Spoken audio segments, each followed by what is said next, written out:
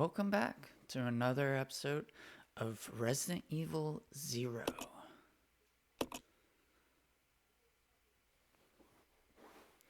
Try and get comfortable here. Let's see. Okay. Resident Evil Zero. I don't really have any other save file either.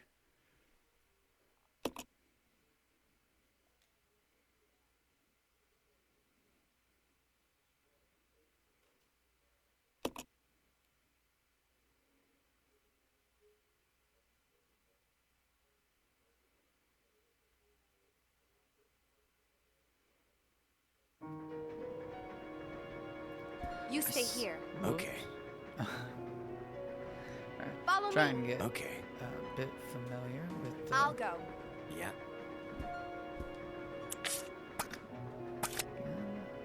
Let's see. This way. Okay.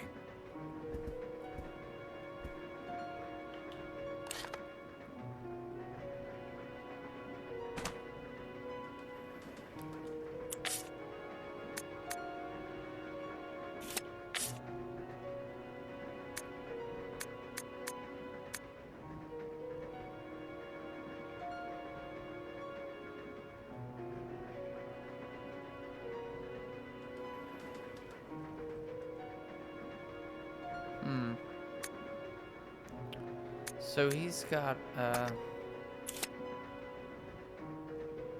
medallion thing.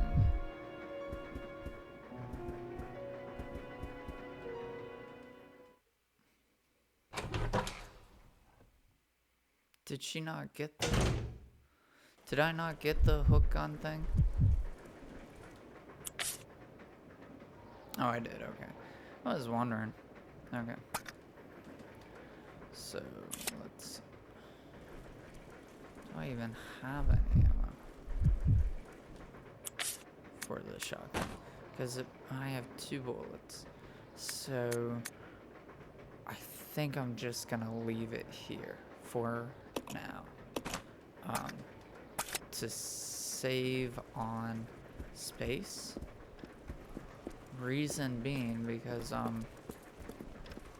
you don't really need the shotgun, and I was actually mentioning this earlier to my fiance, is that you don't really need any of the heavy weapons until you fight the bosses.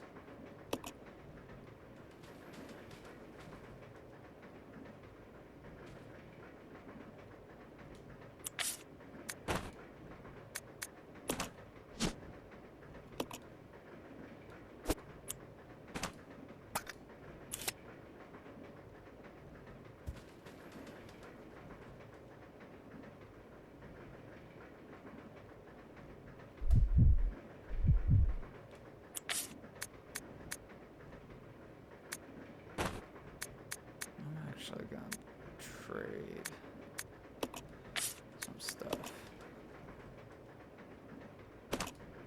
Oops.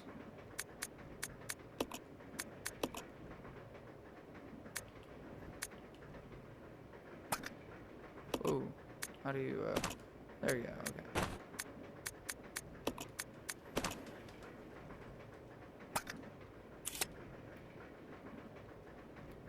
I should be good on health.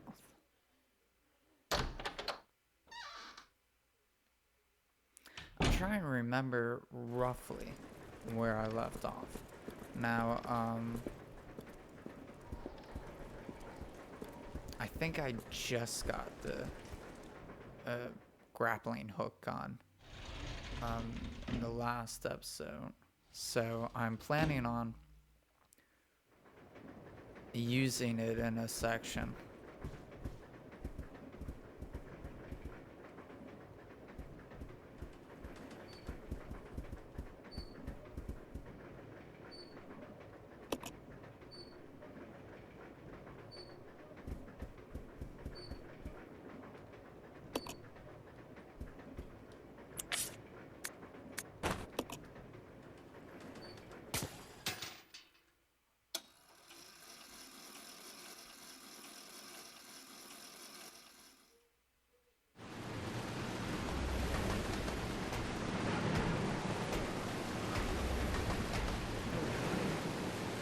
Okay, yeah.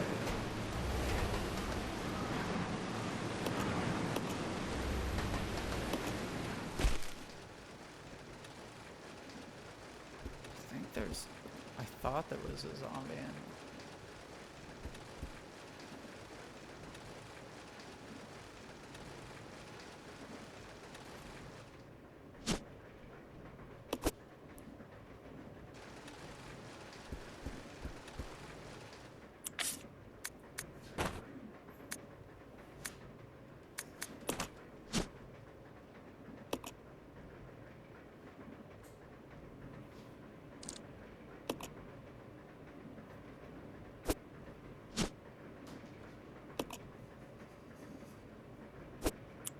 So that's the second puzzle or second part to the suitcase puzzle.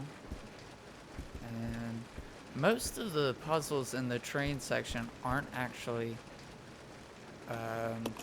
difficult at all. The only part that is tricky is there's this code combination at the end of this level. And it is a... Oh, I hate the slugs. I don't know why I ran into this room. I just ran in it to get away from the slugs. But I thought there was gonna be a zombie in here. But I think there was a zombie. I will take this. Do I really have enough room though?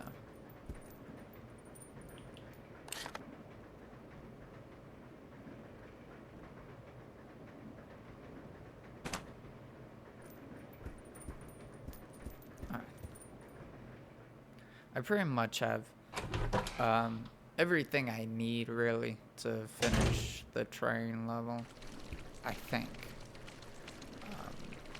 But I will find out shortly. Actually, now think about it, there's like a sort of semi-boss in each level because we had the scorpion. Follow me. Okay. On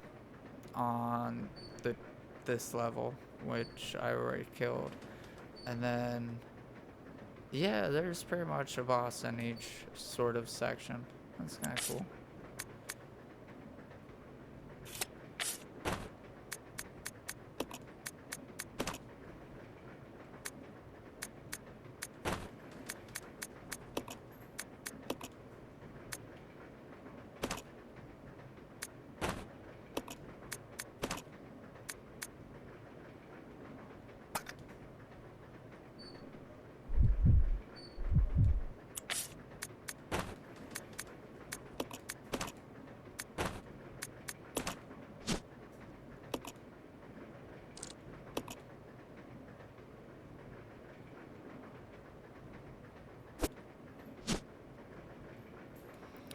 And I believe that is the key card that we need. That's pretty much it. Whoops. Let's see. I will trade some ammo though, because I want it sort of even.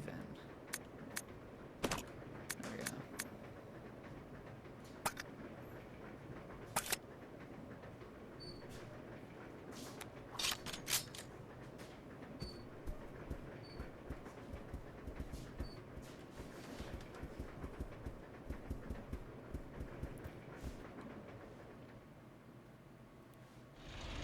My lovely fiance has joined me in the living room to watch me play Resident Evil because she's a loving wife.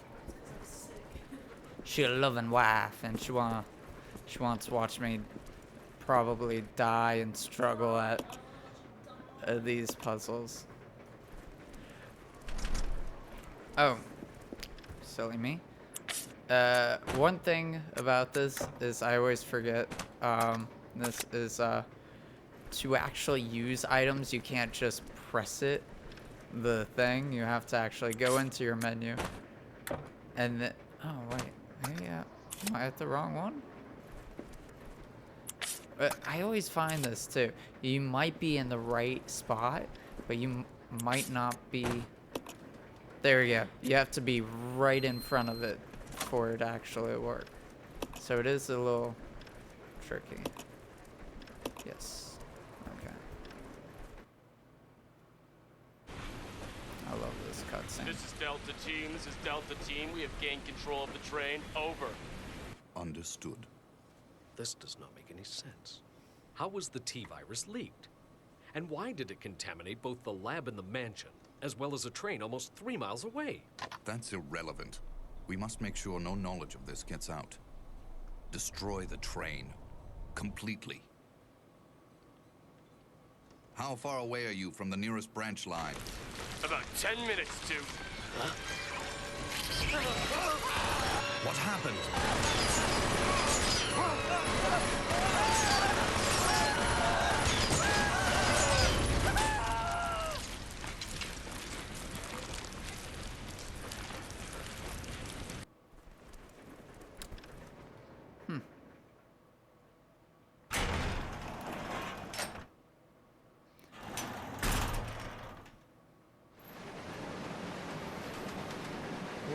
The cat jumped on my the cat jumped on the stand for my mic. Thank goodness he didn't do anything.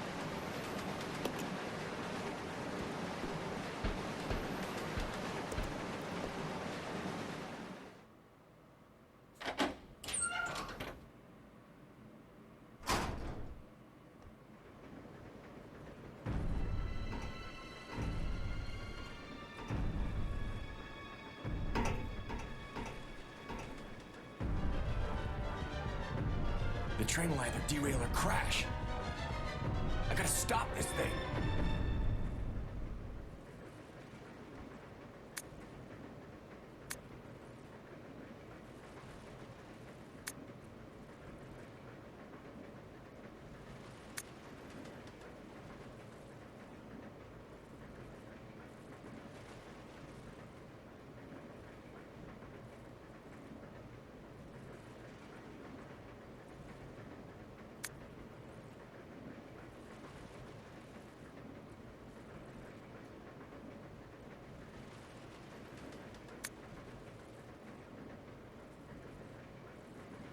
So this is the last sort of puzzle for the train, and I think it's at first, it's sort of the first challenge. It's the first real sort of puzzle. Who will stay behind? Let's go, Rebecca. I'll go over to the back deck and manipulate the control panel for the brake. Then you apply the brake from here, okay? All right. Billy, What? be careful. Yeah.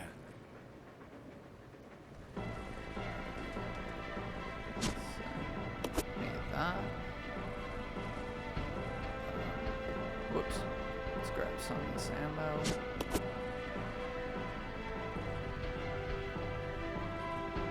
And I think we can be on our merry way.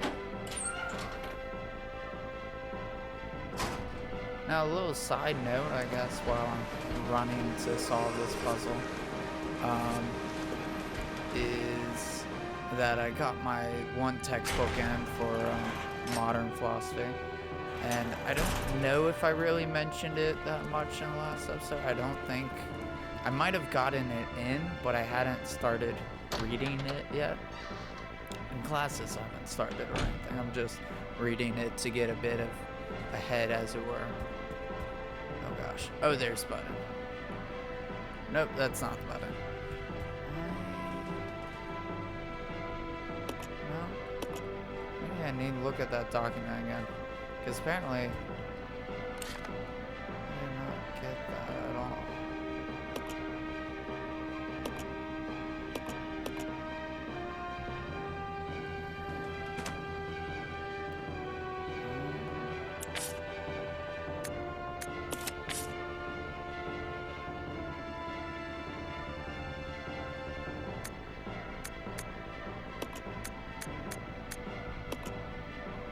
Oh, that's wrong note. Brake operation. So first step.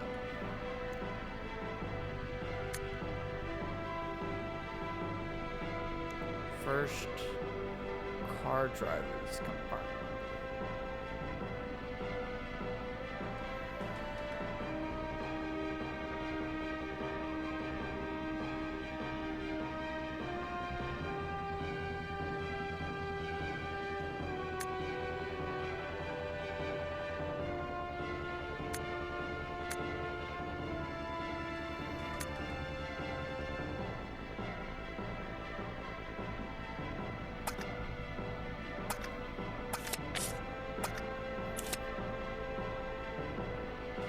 We'll go to the 5th one, I think, though.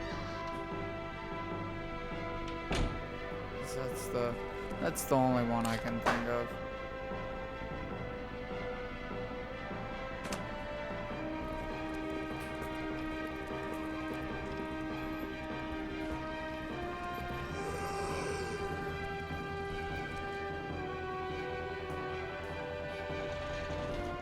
Yeah, I completely forget where I'm.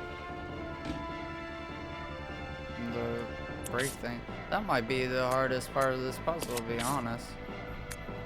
Because it's not really clear where they are. First car driver's compartment, okay. Rear deck of the 5th car. Alright, I'm just gonna go there, to be honest. I'm not quite. Oh.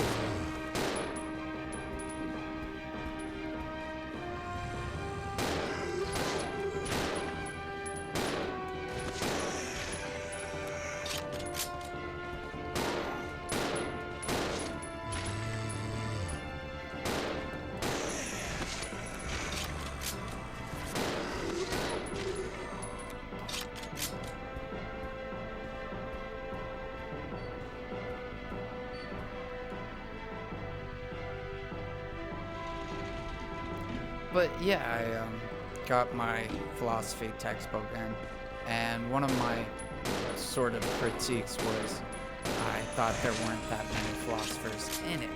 However, I got to reading a bit of it, and I'm on this section with Descartes. The cool part about it is they actually add a sort of supplementary philosophers to give backstory. So, for example, they might, like Descartes, they have an essay from Francis Bacon, because Francis Bacon, its philosophy either in some way or another influenced Descartes. You know, so it gives you other papers and essays from the time period that could have had an effect.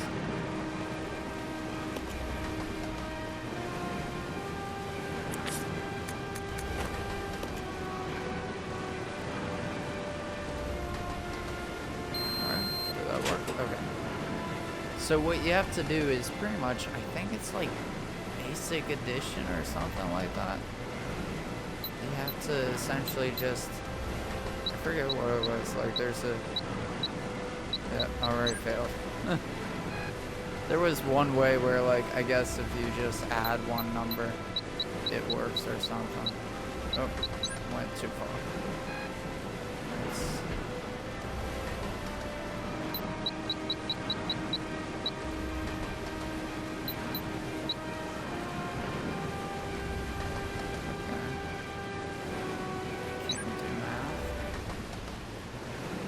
This is Billy. I've engaged the control device for the brake. Over. With the Roger. like I'll put the timer brake on going on now. in the background, it puts so much pressure on trying to solve the puzzle. And then this one just doesn't tell you. So you have to, I forget. Is that it? No, there's a trick. I think it's like,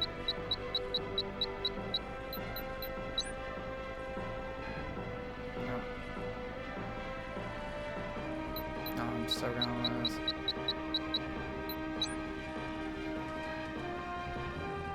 What is that?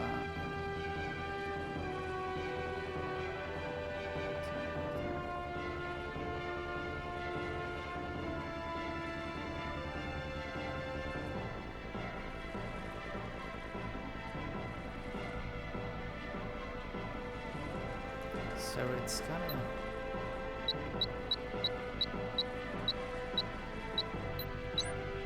Is that it? Oh no.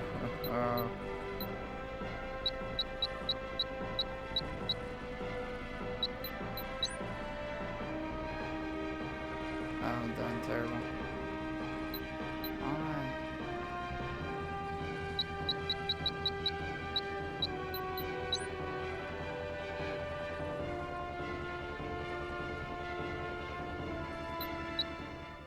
Yep, lost.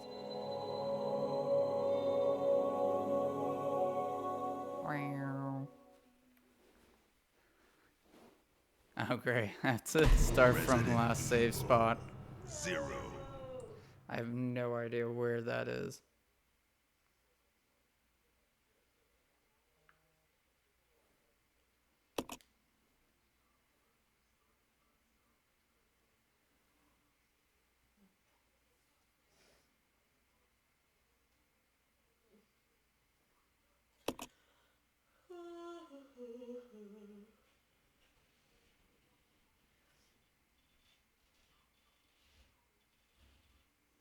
There is no turning back. You can never leave, ever. I don't think the mic is picking you up. My lovely fiance is just rambling in the background. Rambling. Well,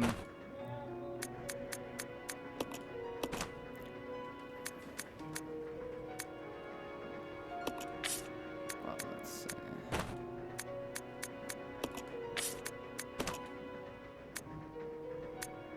I think that's all I need. Okay, cool.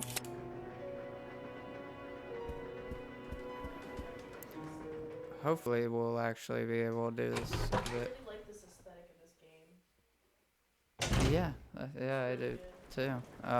I'm not quite sure if the mic can pick you up though when you make statements like that. I'm sure it does. Yeah, but I don't think so. It's not loud enough to be picking it up. However,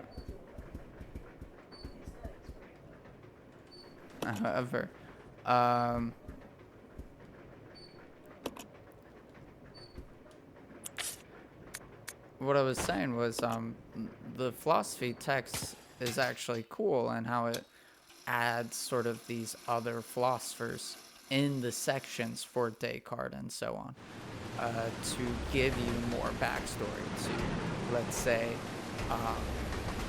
how they came towards their philosophical convictions. And that's what actually makes it quite a good textbook. I was kind of a bit worried because they didn't have that many philosophers, especially sections for philosophers. They had about, I think, 5 or 6. Whoops.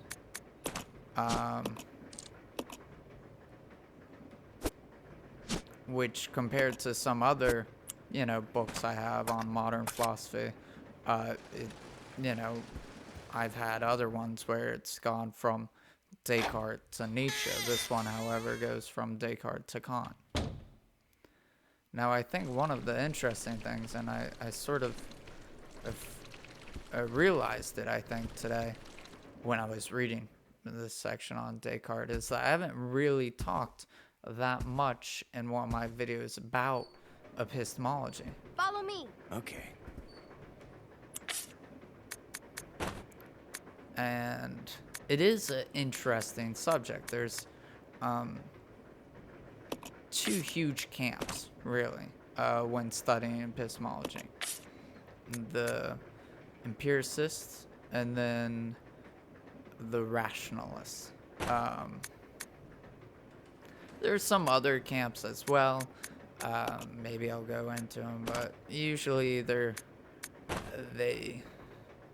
either connect, correlate, or something else, But either way, the empiricists, if you don't know, is simply put, they believe what is real is what is simply not real, but they believe that knowledge is acquired by physical experience, that we gather new knowledge each day from our physical senses.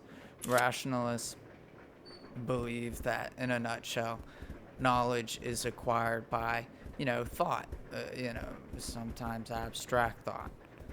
A good example, I think, is like algebra or calculus, when you're dealing with stuff that's not quite in the realm of real numbers, and that it's more,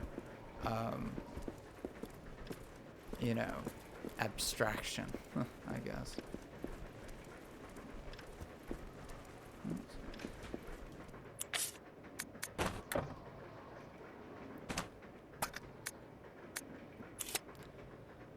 This is one of my problems with this right here. Let's see.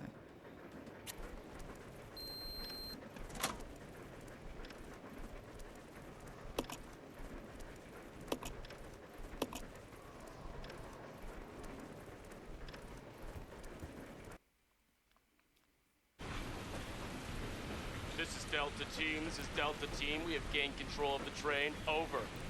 Understood. This does not make any sense. How was I the can probably T-virus leaked? skip this And soon. Can I skip it? There we go.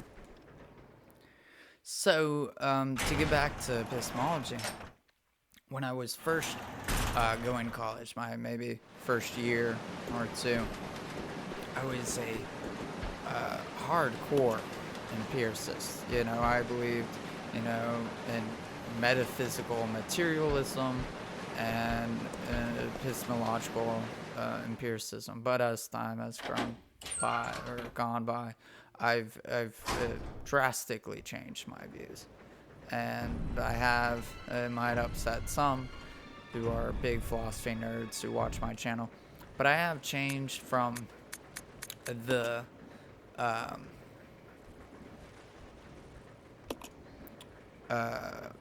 I'll go over to the back deck. from that empiricist view to a maybe a soft rationalist view.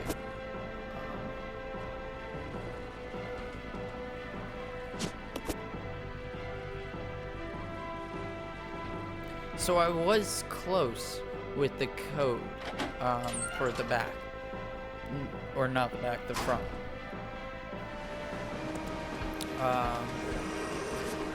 Essentially, it did have a bunch of numbers. Like how it works is that one number at the end is different than the others, and so what it is, it's 8, 8, 8, 8, 8, and then finally you get to 9. Whoops. I wonder if I can dodge most of these guys. I don't know. Really, when you get into this train section where they're like all huddled, mobbed together, it's not really feasible.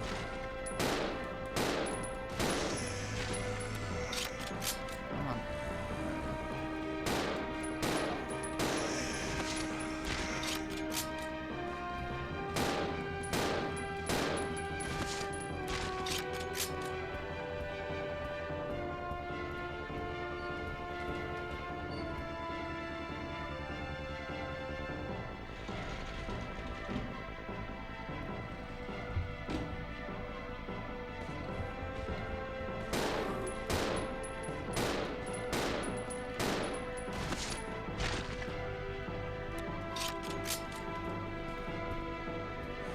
But yeah, I think epistemology is one of those subjects that isn't really talked about in the mainstream area, I think primarily metaphysics and ethics.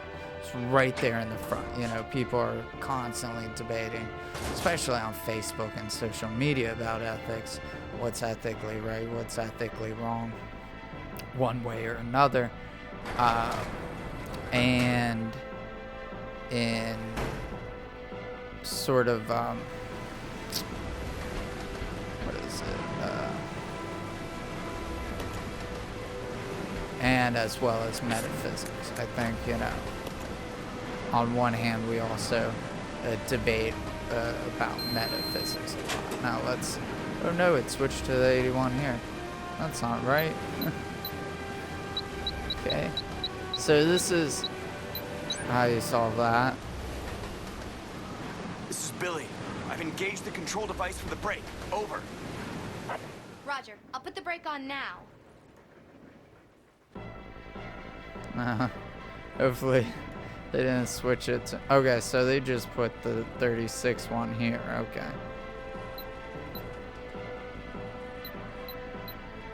Wait, was that the same one we did earlier? 36, right? Okay.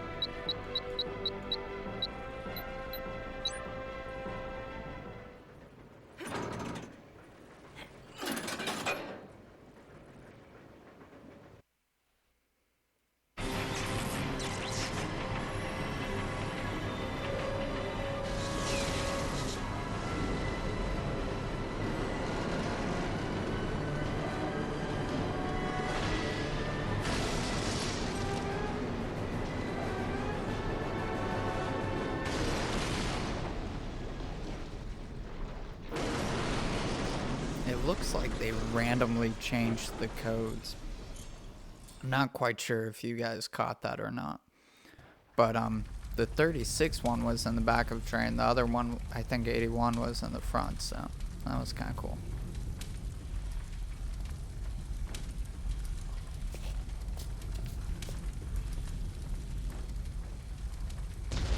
Rebecca? Rebecca! I'm here. Are you alright? Hey, we managed to stop the train. Yes, we managed. We have to find a way out.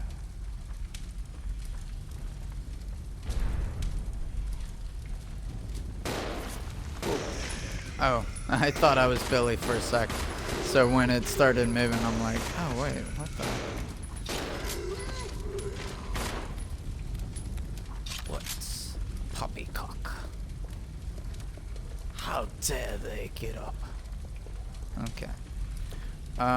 So when the train crashes like such, what happens is all the items on the train that you didn't collect or you picked up or you put down or whatever, they come out here. Or at least a good portion of, I think a good portion of them. No. Now this is the beginning of essentially this second section, second level, where, oh, I guess I can't go that way, which is primarily in this mansion, similar to Resident Evil 1, in fact. I think it's a university, actually. I'm not quite sure what they went for with this one.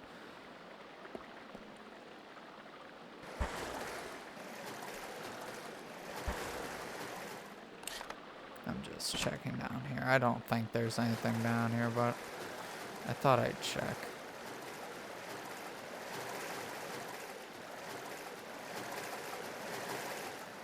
The lighting in this game is fantastic.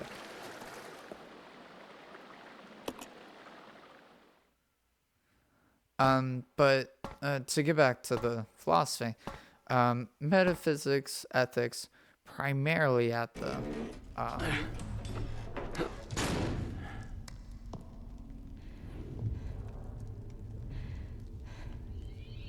The Umbrella Research Center?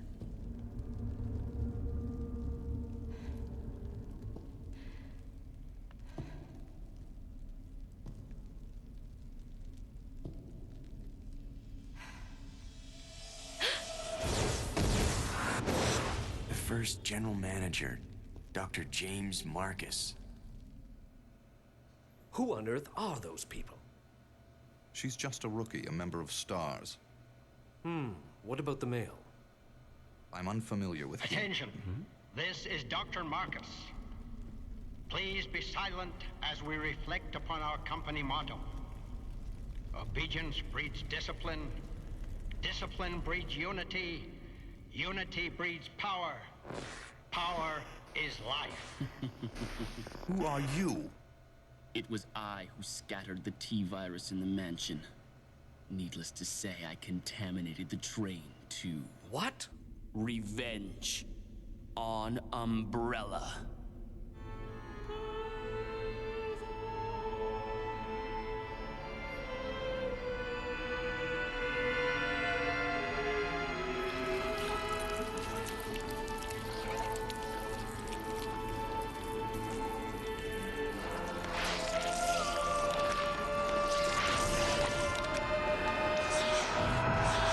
Dr. Marcus? 10 years ago, Dr. Marcus was murdered by Umbrella. You helped them, didn't you?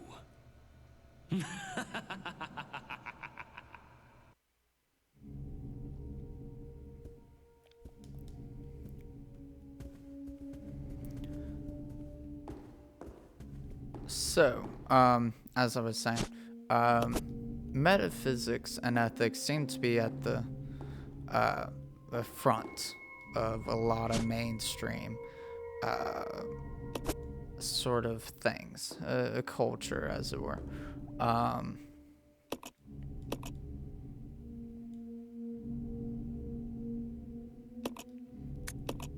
You know, it's a hot topic in a lot of debates, you know, especially ethics, especially metaphysics.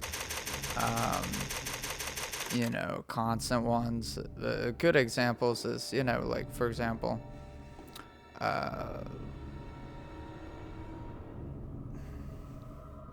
do humans have a soul?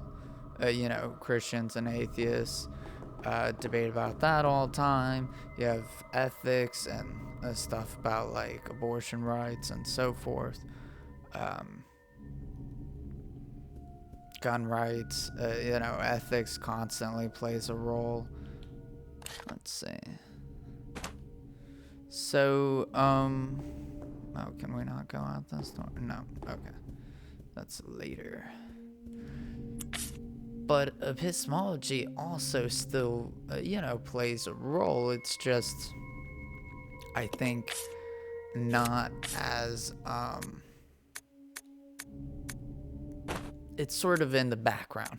It's shadowed by metaphysics and ethics. A good example when I saw epistemology talked about in a area where you usually wouldn't maybe sort of see it was actually in a STEM class. So I was taking this class which taught you how to teach science, technology, engineering, and math to essentially grade school students, you know, elementary, middle school, high school, etc. And so this class involved me volunteering to go to a local public school, helping kids out, teaching them a bit of science, and so on. It was quite enjoyable. I liked it. I think it keeps... Okay.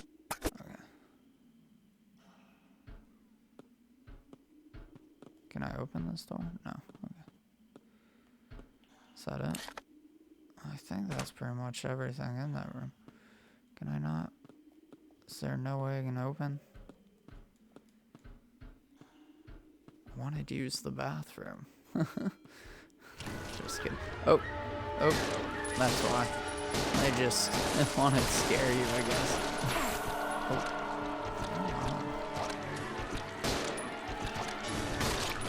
I think these things blow up too. Yep, they do. Go away.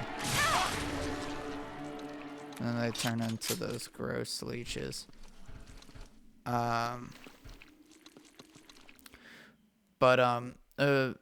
Epistemology is always in the background to some degree, and how it correlates with this class is we were actually learning how to... What happened to, Why is she following me? That's weird.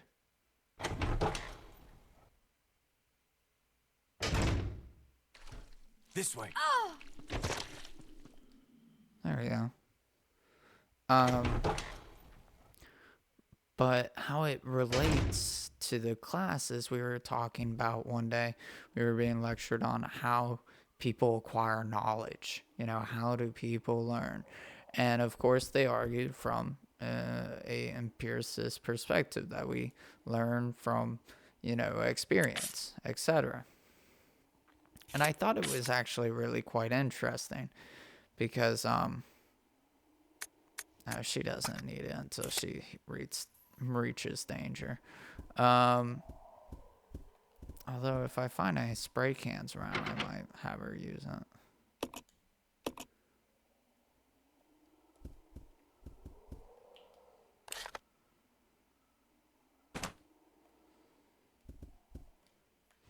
I'm pretty sure green means you've done everything in the room that can be done. I'm not quite sure. Oop.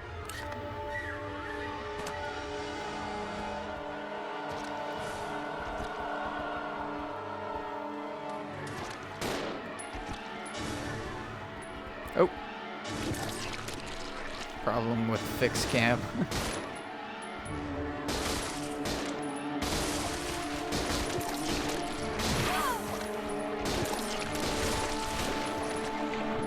Run away. Man, you really are getting hit by that.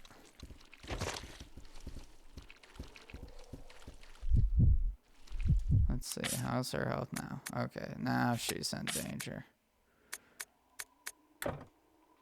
And so it's odd to,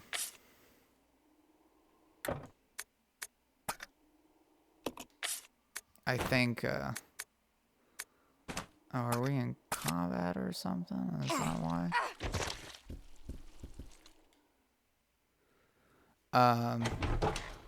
Maybe I'm not close enough to her to exchange stuff.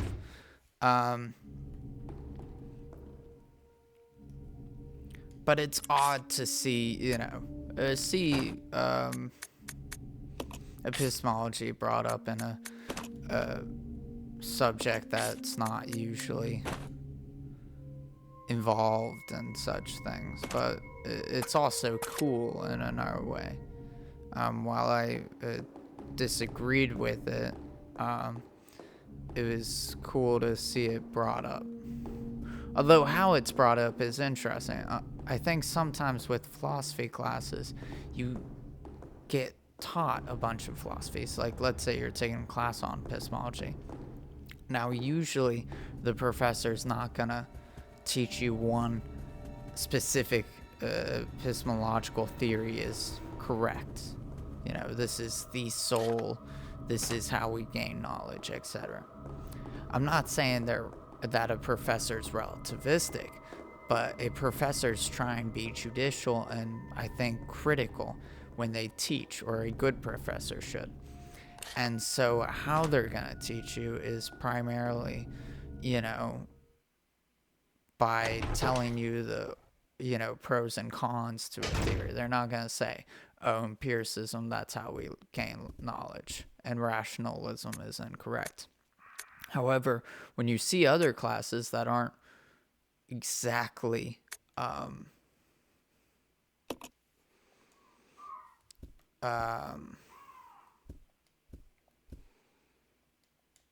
philosophy oriented, as it were, like a science class, or, you know, as in this case, a STEM class that taught you how to teach students, their primary focus is, why aren't you attacking it?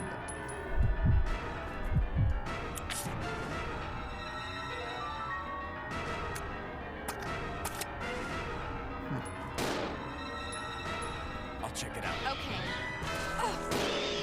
Let's regroup. Okay.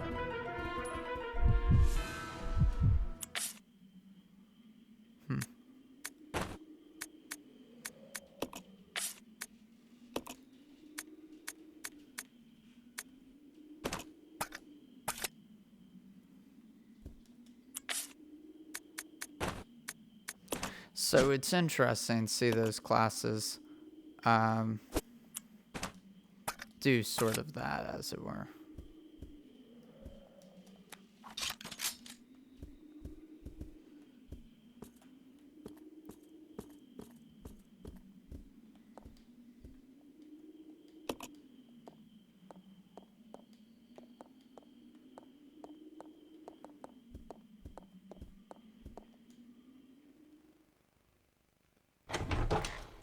And usually they do it like that, like with the STEM class. They usually argue a theory like, you know, let's say metaphysical materialism is correct. Now, they might not say it like that. They might not say, for example, a STEM class doesn't say explicitly empiricism is how we gain knowledge, or, you know, or we gain knowledge empirically. No, they just essentially explained empiricism without actually saying the word empiricism.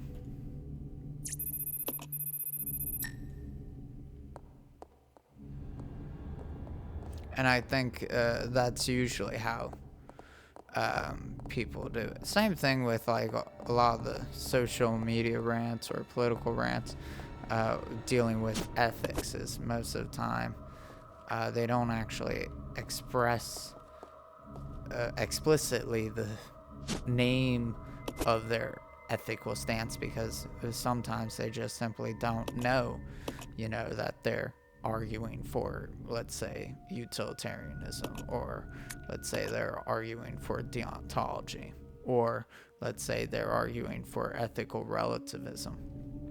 They simply just don't know. Sometimes they just believe in the philosophy of it without actually formally knowing what that philosophy is termed by. And those terms can vary. I mean, it doesn't really matter that much. Because metaphysical materialism has changed constantly, it feels like. You know, with its terminology.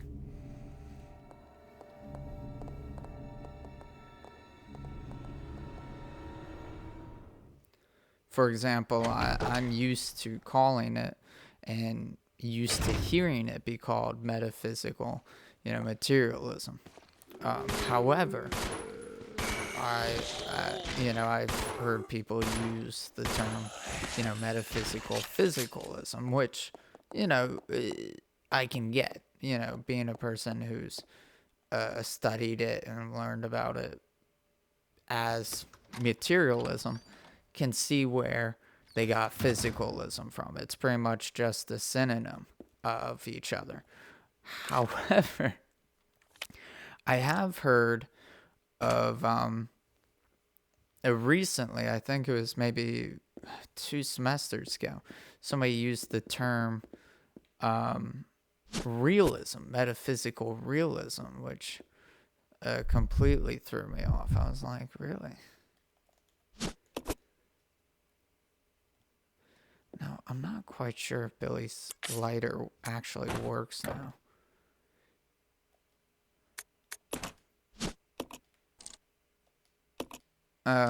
Yeah, so it is out of fuel. Okay.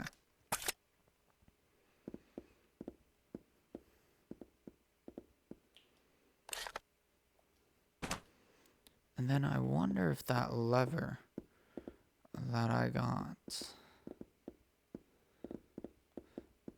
Like, oh yeah, maybe it is. Okay, cool.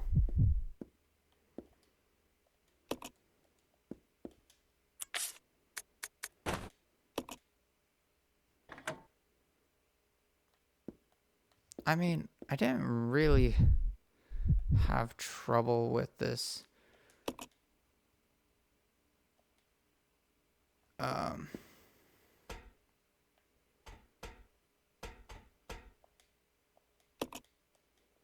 Let's split up.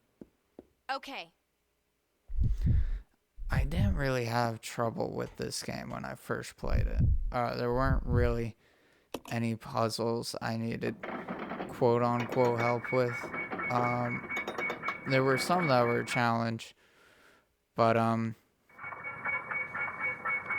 getting around the map, it seemed a bit straightforward enough. Ooh, forgot about that. I knew they were up here, I just didn't remember it jumping out at you like that. I think it said 8:15. Although the minigun's missing, so that might help. Oop.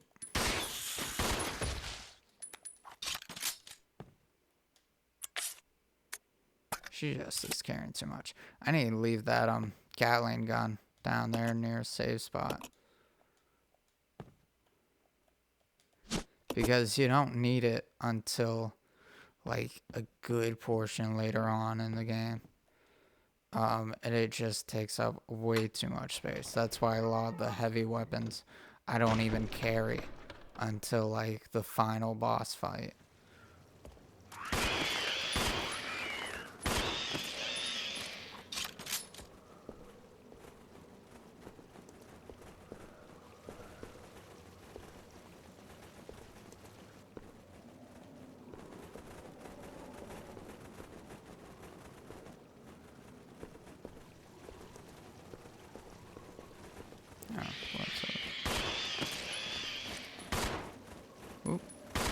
Whoops, I'm pointing the wrong way. There we go.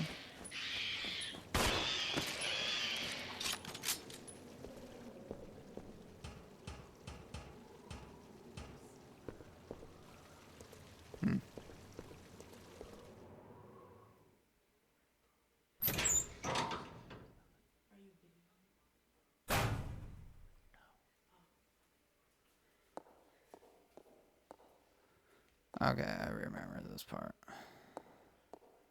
I also think I hated sort of this part, but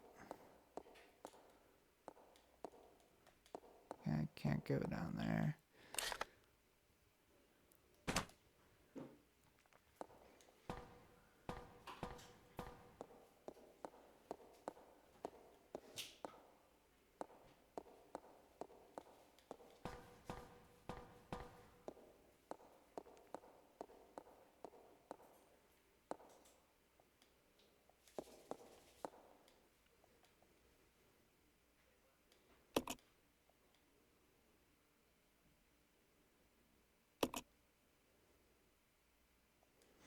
Oh, okay. Yeah. This section, I believe, triggers another boss fight for this level. I'm not quite sure how or why exactly. Like, I remember a good portion of this game, but I don't. What? Oh, get up.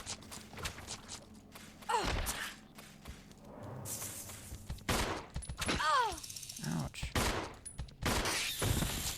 Oh my gosh. Oh no! I did die. Wow. I think I've died more in this than my original playthrough when I played this game. I think it's because I'm being more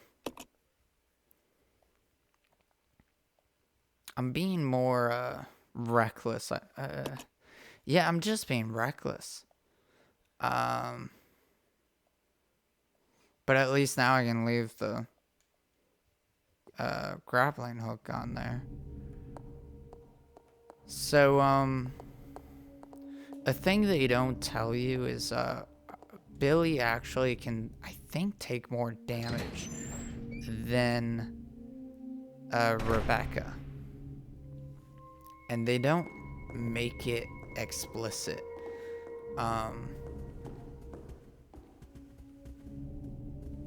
And that's why usually with a lot of things I have sort of in the back, and you know, Billy taking lead. Let's see. Leave. Yes, I'm pretty sure. I will also grab some health stuff. Oh, let me grab that too. Might as well.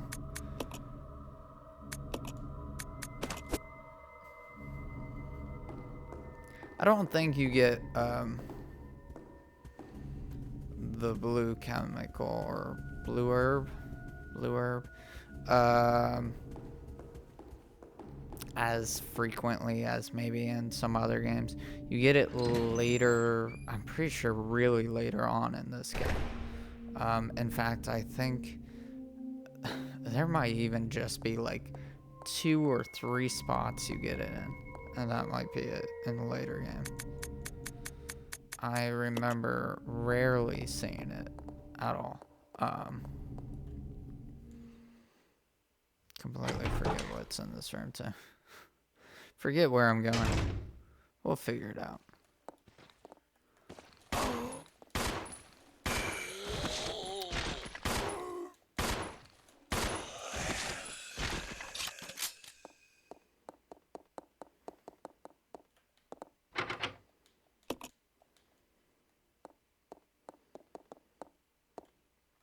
Oops. So I'm hoping with the health herb this time we'll get through this section.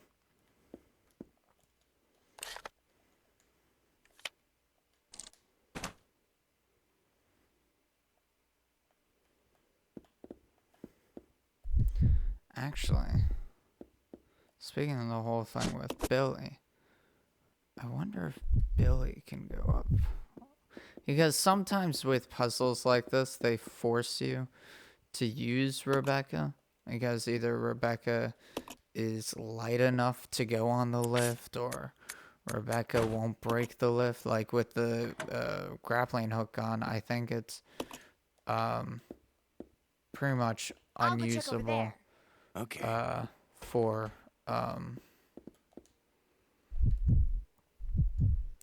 Billy. I'm not quite sure, but I'm pretty sure.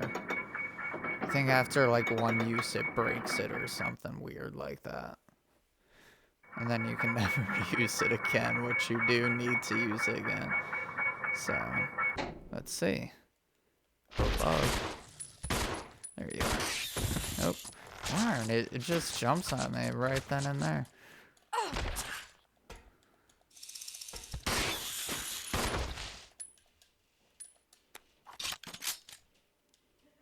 How much? So it didn't really damage me that much. Yes. Oh. Ow! Oh! Maybe I have to really aim down at him. I think at the other one I wasn't, but let's see. How's my health now? Okay, it's fine. Should I take a spray can? No, I should be good.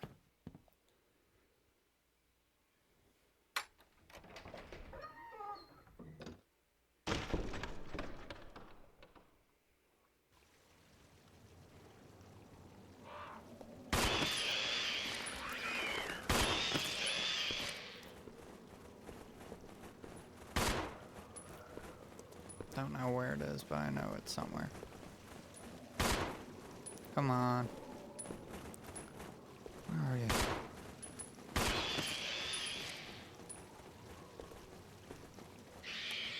Oh. Right when I'm reloading. Oh, come on. It's doing good. Oh. Oh, come on. There we go. Okay. Oy vey. Another interesting point, since we're on this topic of epistemology being in sort of the backdrop usually, behind ethics and so forth. there was a post a while back on Facebook that was getting spread around quite a bit. And what it was it was a cartoon of two people. They were standing, and on the ground was drawn a 6 or a 9, depending on where you were positioned. And so what this was that it was an argument for ethical relativism, that everything's just relative. You know, what's right for you is what's wrong for, you know, somebody else. However, what makes the post really interesting is what I thought of when I was reading Descartes, is this argument is a critique on, it's a epistemological critique against empiricism to justify ethical relativism, which to me, when you put it that way, it doesn't make sense. So essentially, in a nutshell, if you're looking at it not as an argument for ethical relativism, what you're looking at is a criticism of, you know, perception. That really we can't trust our senses, we can't trust our eyes, because when we see something, it might not actually be what it is. Take, for example, you know, light waves. For example, with light, we only see a small spectrum of what's actually existing, because there's infrared, there's ultraviolet waves, etc. Let's go. Yeah.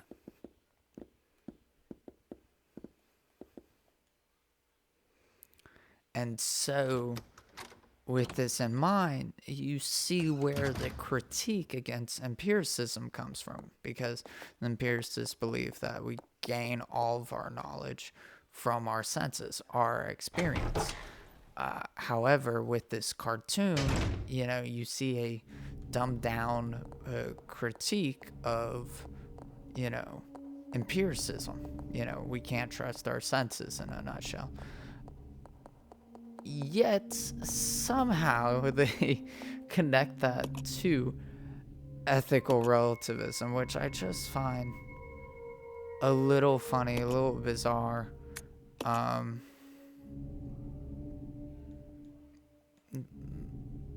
Not really quite right, not really a good argument. Maybe it could be an argument for skepticism, you know, epistemological skepticism or epistemological relativism, I guess, but not really ethical relativism. But anyways, I think I'm gonna end the video here. Thank you guys for watching, for supporting. Leave a like if you enjoyed the video. I know sometimes my videos, they're getting there. They're slowly getting better, I think.